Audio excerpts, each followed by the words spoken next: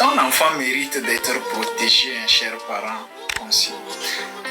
Depuis que tu as commencé par frapper ton enfant parce qu'il ne comprend pas, parce qu'il est impoli, qu'est-ce qui a changé? Tu veux comprendre 6 mois après ceci.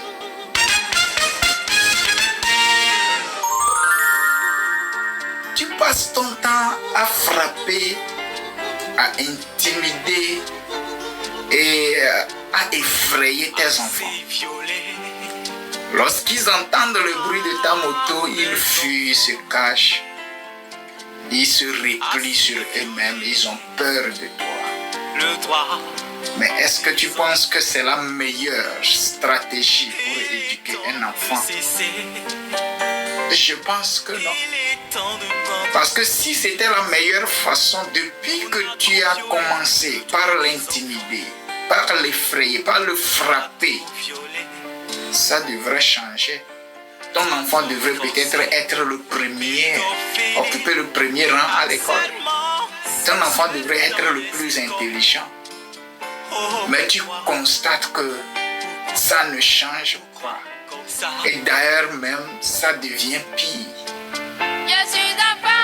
Alors, est-ce que tu ne peux pas te réorienter? Tu ne peux pas changer de stratégie afin de voir si l'erreur provient de toi ou de ton enfant. Si tu veux vraiment constater, savoir si cela provient de toi ou de ton enfant, change de stratégie. Au lieu de le frapper, de le cogner, de l'effrayer, de l'intimider, sois plutôt un bon ami avec lui. Sois son ami, sois son confident. Et partage certaines de tes expériences avec lui.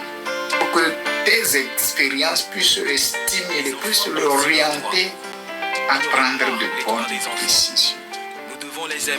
Ça vaut mieux que de le frapper. Certaines familles qui ont opté pour cette manière d'éduquer sans violence, sans bâton, vous allez constater qu'il y a de l'amour, qu'il y a l'union, l'entente entre fils, filles et parents.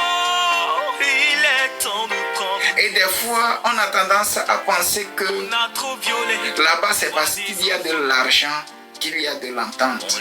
Non, c'est parce qu'ils ont compris qu'il ne faut pas utiliser la violence sur les enfants dans leur éducation, mais il faut les amener à comprendre et à prendre des décisions propres et dignes d'eux-mêmes.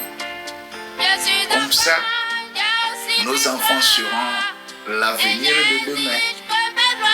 Mais si nous passons tout notre temps à les humilier, à les rabaisser, ils vont perdre la confiance en soi.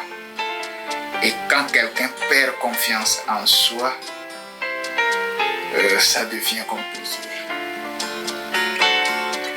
Chers abonnés conscients, vous êtes toujours avec votre frère Bao Conscientiseur. Likez, partagez, commentez pour que cela puisse atteindre plus de monde.